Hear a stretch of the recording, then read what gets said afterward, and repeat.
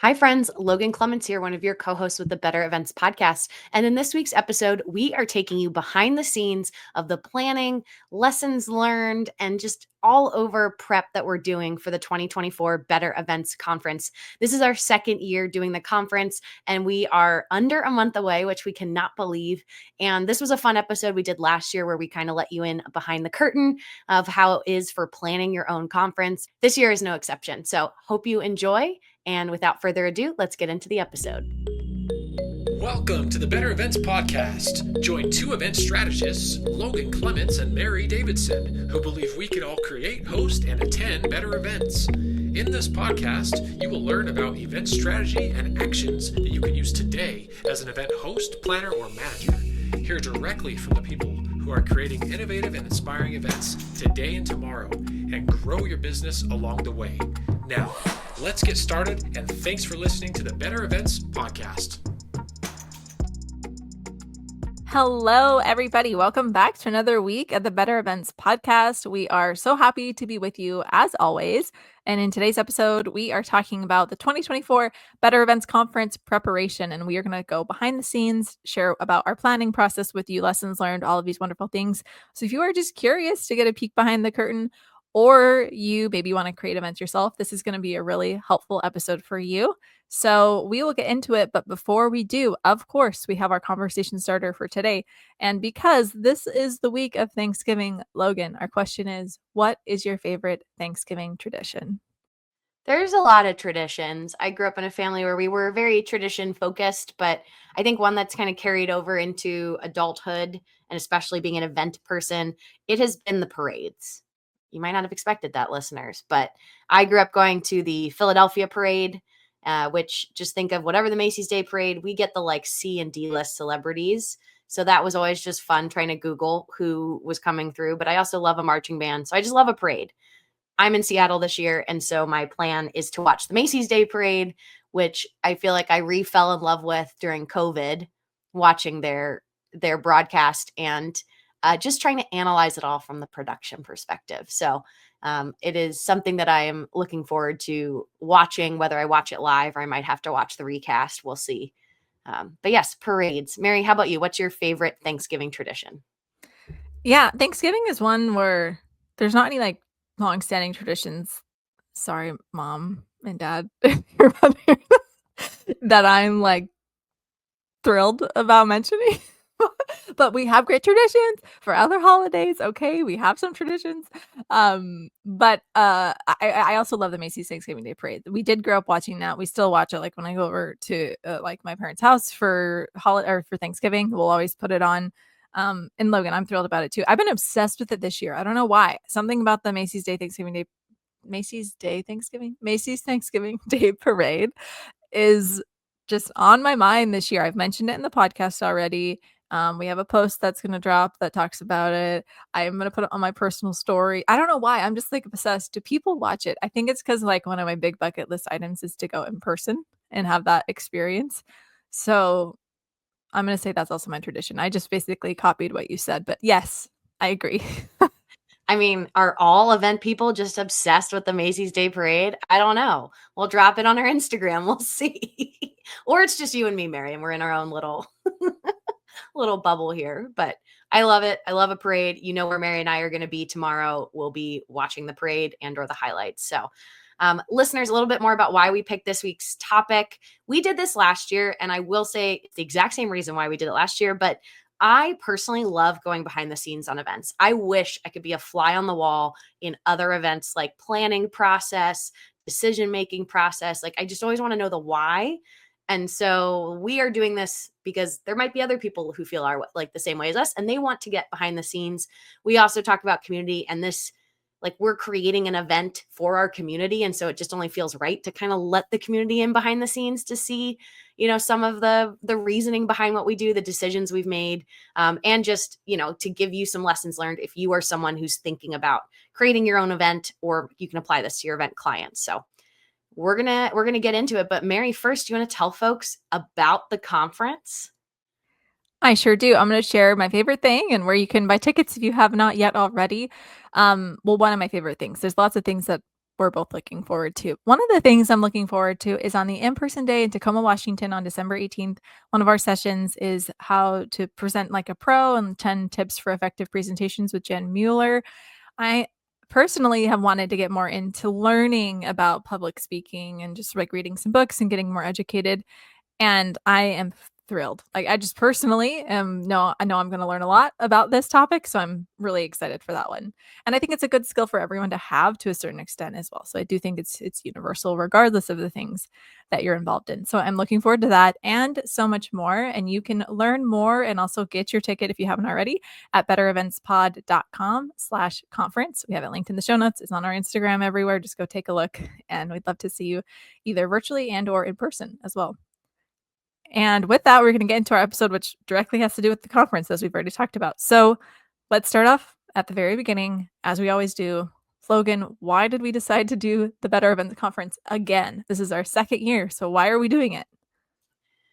I mean, I should have looked back at our retreat notes because we did reevaluate, listeners. We talk about we do retreats every 6 months.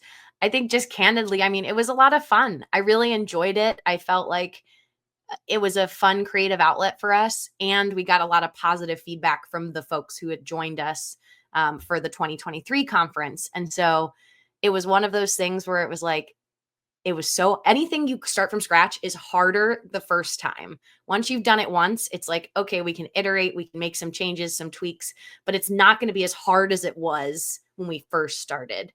And so I think for me, it was like, and I think, Mary, you also have a theory for some other stuff of like, you need to do an event for 3 years, I think is what you do, tell your nonprofit folks. And so in my mind, I haven't locked us in for 3 years, but it's like, we got to do it a second time and just see how we can improve, how we can change. And like I said, at the end of the day, it was something that was just really a fun exercise to do and get to have the power to create the conference we wanted. How about you, Mary? What would you add to that? Yeah, I totally agree. Absolutely. I feel very passionately about what you said. So yes. And then also, I think like we continue to try to think on ways to get the community together and to have these opportunities to we hear from you, but we want you all to be able to hear from each other. And the conference provides that. And so just continuing that, like that was the intention at the beginning. But it would be sad to not have something like that happening. So we'd probably want to replace it with something else. And yes, we have the community on Substack, but the conference is also something different. It's like more educational and things like that. And so I think that's a goal that we have, and the conference continues to be able to provide that to those that come, and we love that. So I think that's one other reason. Yeah, and I stand by that. There's nothing like this out there for event professionals. I feel like, and again, no shade to the events that are out there for event pros. I think there's a lot of great ones. But the fact that our event is really 100% education and connection focused, and there is very little sales pitch or any, honestly, really no sales pitch in there. And it is truly time for you. And like Mary and I have curated this content that we're so passionate about. And I know last year we were nervous even about like knowing how many people would come. But at the end of the day, we went, the content is great. And so it's just getting the word out for folks to join and, trust us when it's the first year of the conference. And I feel just as strongly this year. Like, I think any event I've gone to, like some other ones where they had a hosted buyer experience and they would have like an education luncheon. And I remember leaving that being like, why don't we get more of this? Like it was just a snippet of the day versus this year we're doing 2 days and they are slightly different of what we're offering each day. But I do feel like I'm so passionate with people when I talk about this that I feel like it's both really good content and just giving yourself the brain space to like think about you and your goals and where your career is going is just so important, and something I don't think we take the time in general as humans. And I think particularly event pros, we are a service industry. We do not put ourselves first a lot of the time. So that is, again, I think there's no one else doing what we're doing. So that's, I think, another part that I get really fired up about. Yeah, I love it. I feel like we could probably say so many things, but just come and we want to see you there. It's going to be a good time. Yeah. It's wild, really, Mary. It's like we're really passionate about our why. Yeah, that's good, right? We certainly better be. All right, Mary. Our next one is, what changes that we know we wanted to make? That's a good question. We definitely did a debrief, and we have a workbook that we work out of for the event, which I'm sure maybe we'll talk about more. It's a sneak peek. Just a bunch of tabs basically in it. And in that we have a snippet from our lessons learned from 2023. And so I think that there's always room for improvement. There's always some things that we want to change. One of the things we got feedback on from a number of people was just like how the conference works with CMP credits. And it is pretty complicated, but basically there's a way to self-submit your CMP credits. So we are not like an approved partnership with Event Industry Council, and like some big organizations are, like MPI. Like that's why they can like say for sure how many it's worth. But you can take this content and apply for it to be counted towards your CMP. And especially if it fits, certain parameters that they have, like length is one of those things. And so that's a big thing that we just didn't know last year. Honestly, we took the time to kind of figure it out more this year, which I think is important. So that's one of the things where we wanted to make that change. Logan, do you want to share one, and maybe we can go back and forth and share a couple? Yeah, and just for listeners to know, for that reason, that CMP, we are going to also try to create some kind of template, something for you that makes it really easy for you to know how to apply. But full transparency, there is a fee that we would have had to pay to make it automatically give you CMP credits. And one of our goals with this conference has been to keep it as accessible to as many people as possible from a price point. And so that is also part of it. I feel like when we really looked into it, another thing, I think a lesson learned we had was just booking speakers, both because of trying to figure out what content fit for what we were looking for, availability. And then we learned that a lot of folks just want to know, do you have budget for speakers? And so this was something that we, after the fact, last year's conference, sent everyone like a little gift card and a thank you note for participating. But that was something this year that upfront, Mary and I felt pretty strongly that we wanted to sit down and decide, okay, here's in the industry, we call it an honorarium. It's a fancy term for essentially a speaker fee. And we essentially made that consistent for all of our virtual speakers are getting, all of our general speakers are getting the exact same amount. And then for those in person, we made that a higher dollar amount that they're getting either as, a payment, or if they want to make it a donation to a nonprofit, we are doing that for them. And that just made it a lot easier of being consistent with speakers, whether they knew to ask for a fee or not. That's just something we offered up front. Yeah, absolutely. And I think another thing too is, we all know this with events, is like figuring out what platform to do an event on, and just doing it the first year. We always learn lessons that we can apply to this year. And platforms also are like constantly changing. And so we have to kind of relearn like what else is new, I guess, this year. So maybe we're going through that a little bit. But I know as we were like actively uploading things to the platform, we were like, whoa, why is this happening? Why did this happen when this happened? And all of those things. And so just applying that into this year. And I think we're still going to probably run up against some of those things. No platform is perfect.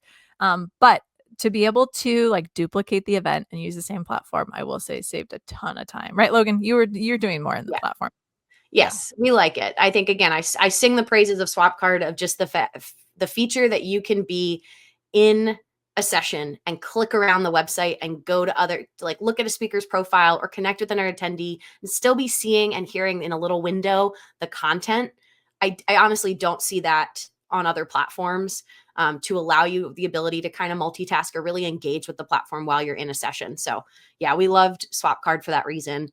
I think another change we made was, again, feedback from attendees. The conversation starters session that we did was really popular. And that surprised Mary and I, because I think we were worried it's, early in the morning Pacific Coast time. Who wants to be on camera? But also that's where a lot of like serendipity magic happened with our attendees getting put into, random pairings to answer these questions like we answer at the start of the podcast. And it really, I felt like we really replicated the magic it does on the podcast, which it warms us up, gives us a point of connection with you listeners. Of maybe now you realize Mary and I both love parades. And that is a conversation starter for you next time you see us or meet us or send us an email. And our attendees found that. So we wanted more space for that, more time for that. And then also Mary and I realized, though, we wanted a little more time for breaks in there too. And so trying as hosts, we were like, wow, we were really jumping from session to session. So we hope you feel that in the agenda, that there's a little more breathing room, while also knowing we had a lot of content we wanted to provide you. So that was like a majority of our pre-planning process, I feel like, was agenda Tetris to try to Oh my gosh. fit everything we wanted in with intention while also honoring the fact that we needed breaks and space. Yeah, I remember like there's one specific meeting when we were like, hold on, this is what we tell clients all the time is like not to overschedule their program. And this is literally, we're trying to fit in so much content and it's hard. It's actually super hard. I think that might have taken some of the most time is just like, yeah, finagling the agenda and figuring out how we want it to work, which I don't think we've said this yet in this episode, but like obviously a huge change we have this year from last based on feedback is that we added the in-person day. And that also allowed us to have more content and do some of the things that we thought would be really valuable, and to highlight more speakers, to give other people opportunities to, collaborate in different kinds of ways in person. So, I mean, there's lots of reasons that we tried to do the in-person component, but we're trying it this year. We're going to see how it works, just like we tried last year for the virtual, and we'll see. Yeah, that is one that I think we took a little bit of a leap of faith. We will see with this in-person day where we kind of land at the end of it. Because again, it was listener driven.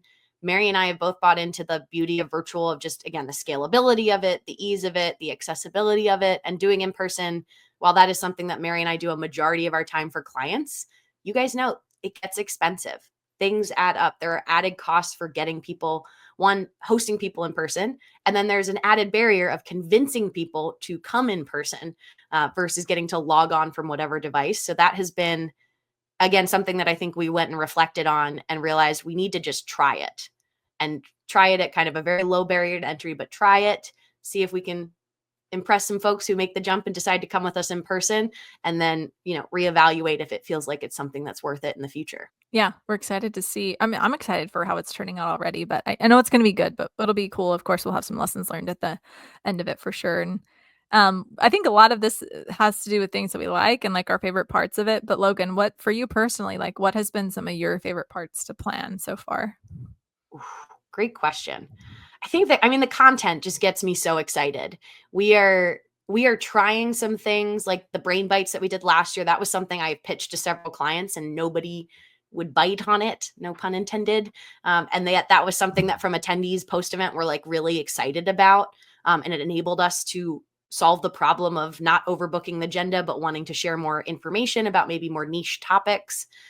So that I feel like Brain Bites is fun, but really just booking the speakers. It is very exciting. We did an open call out this year. So we got some new folks that weren't even on our radar that we got to confirm as speakers. And then we got to reach out to our network of folks that we know are knowledgeable and experts in what they do.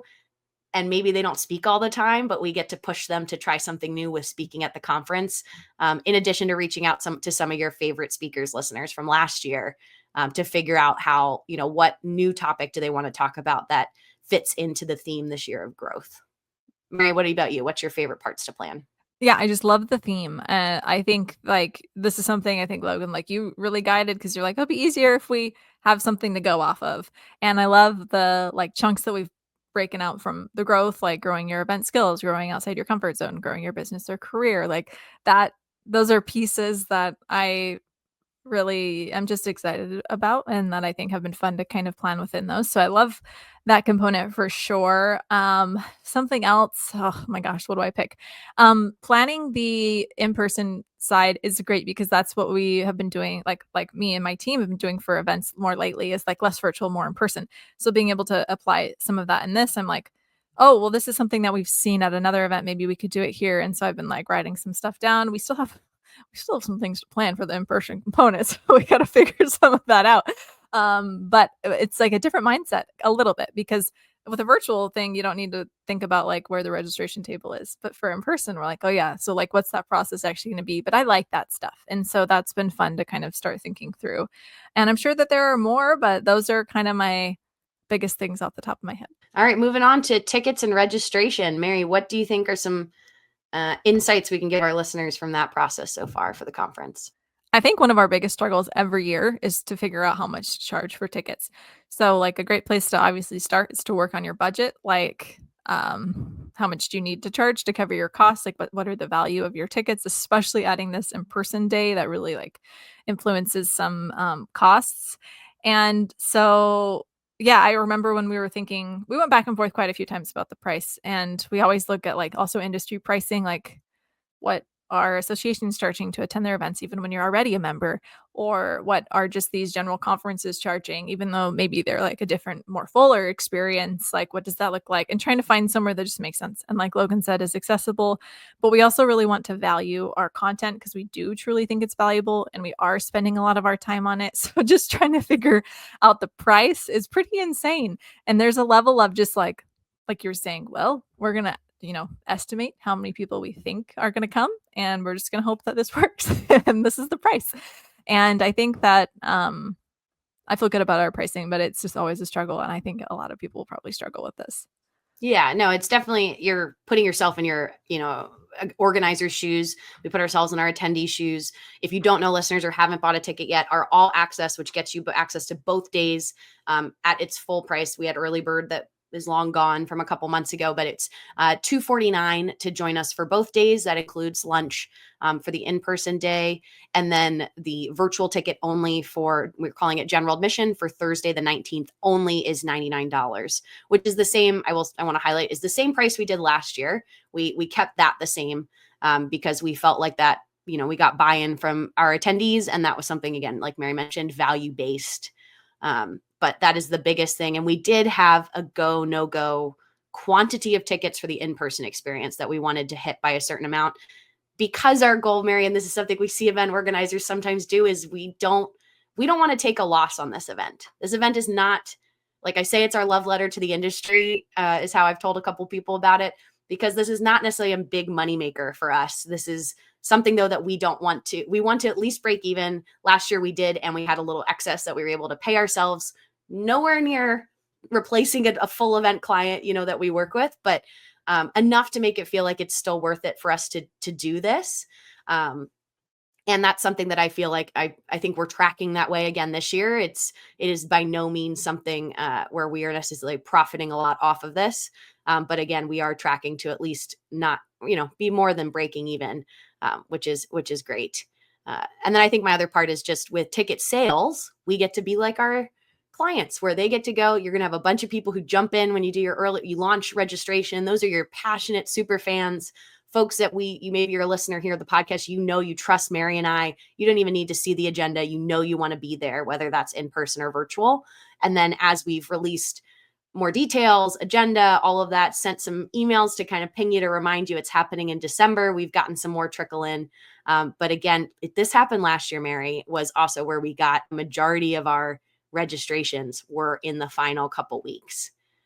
And I remember not loving that feeling. And unfortunately, again, you guys see this probably, listeners, in your events, but we are probably tracking that way as well. We have a happy number of attendees right now, but I'm anticipating that we have a lot of you who are like, I'm going to go, but because we've heard from you that you're going to go, but we haven't bought a ticket yet. And you're just waiting until that we're here in December, or we're a week before, I don't know. Mary, what do you think?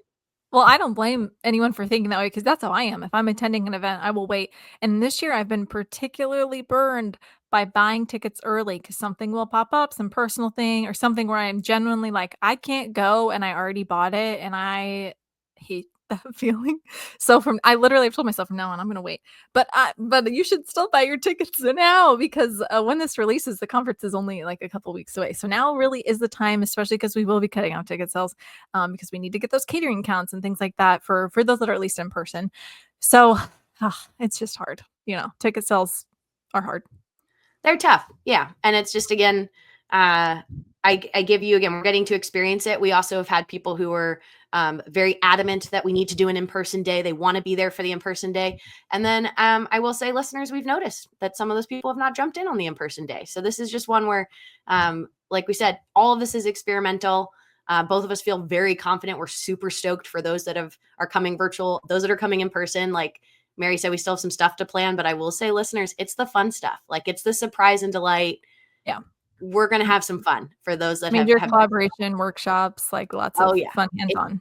It's going to be awesome. And the difference between that I emphasize it too is, if you're coming in person, it's more workshop, it's more interactive, it's more you with your laptop or your notebook guided through these different exercises that we're doing, which I kind of love, versus us just, talking to you. You already get that here with the podcast. So we want to make it collaborative. But yeah, Mary, what else, what surprised us so far in this planning process? I think we've explained some things so far, but also The brain bite submission, I think you might have sort of hinted at this earlier, like have come in a little slowly. And so we're trying to push for brain bite submissions for sure. But I think it's hard for people to take the time and sit down and do something. But at the end of the day, it's not hard. And it's also really valuable to provide a video library of brain bites. And so that's, I don't know if that's a surprise, but because people are kind of slow at submitting those, and that's okay. And then also the platform, like there was a change in cost. So the partnership that we had last year is different than what it looks like this year. They just like changed their terms and their pricing structure. So that also was something that we had to figure out, like, so what's included in that? Is it the same that we got last time? Because we really wanted to, have a lot of the similar features. And so there was like a moment of, I was surprised. I was like, oh, okay, they've totally redone how they're doing this now. So we had to figure that out.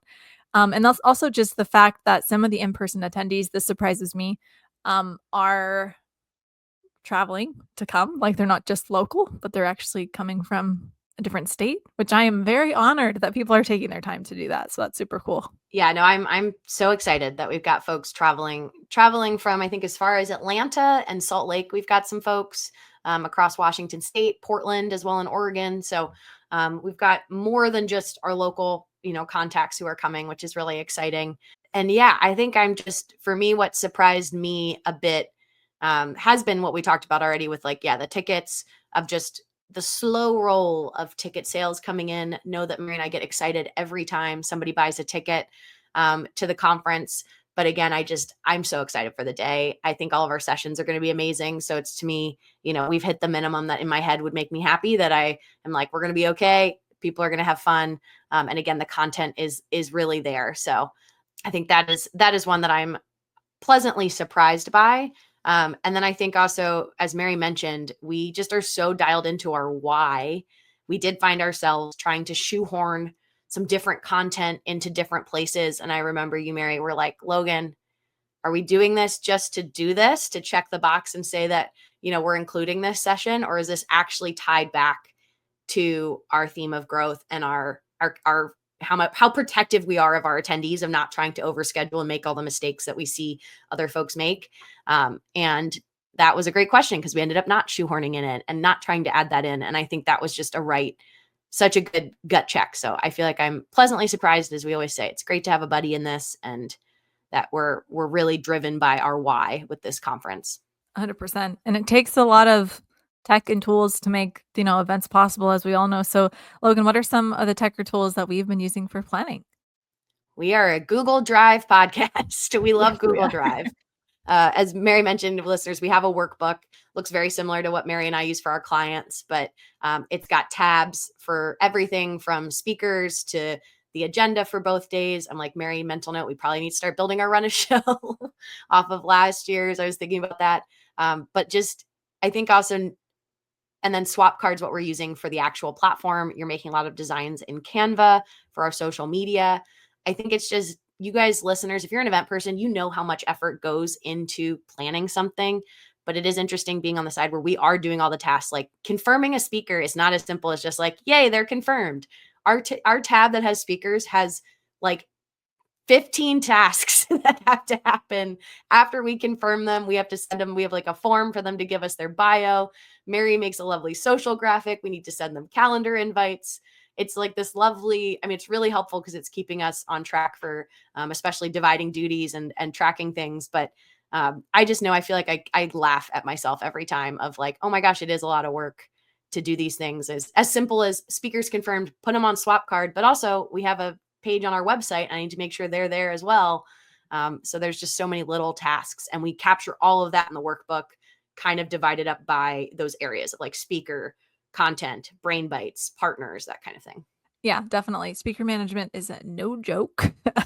And also something to call out for the general podcast stuff, which we also now use for the conference planning. Logan and I have a WhatsApp text message, which has been super helpful. Logan, I think that was your idea to kind of transition us over there. So it's like when it's podcast specific stuff, we put it in there. So we kind of know like that's what it is when we get the message, and we can look at it when we're like ready to digest that. And so it's great to be able to plop and just brain dump a bunch of information in that WhatsApp, but have it separate than your normal text. We also will send each other normal texts about different things. So it's kind of funny. Sometimes there's like 2 texts going on, but they're about completely different things. So the WhatsApp has been really helpful. So if that's something that might be helpful for you listeners to have a kind of a separate text type of situation, that's been nice.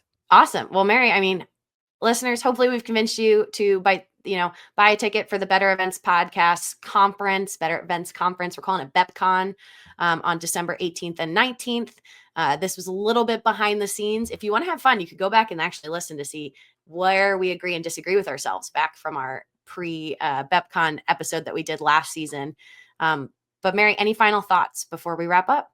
No, I think that's it. We're just excited to hopefully see you there. Amazing. Well, that brings us to our bonus tip, which you have this week, Mary. I certainly do. So for our bonus tip today, this may seem obvious, but it is to renew your passport. So I recently was on deck to do an event, and I couldn't because my passport was going to expire within 6 months, and that was against the travel guidelines of that country. And so this is your friendly reminder: if you're getting close to that 6-month mark, just be prepared for any event that might come and go ahead and renew your passport now. So that brings us to the end of our episode. We thank you so much for spending your time with us today. You can follow us and find us on Instagram, Facebook, and LinkedIn at Better Events Pod. You can email us at bettereventspod@gmail.com. You can connect with Logan and I directly on LinkedIn. Just send us a message letting us know you're a listener of the podcast. And if you want more Better Events content, make sure you, of course, register for the conference. And you can also join our private community on Substack. All of the information is in the show notes. And thank you so much again for listening to a week at the Better Events Podcast. And we will see you again next week on Wednesday.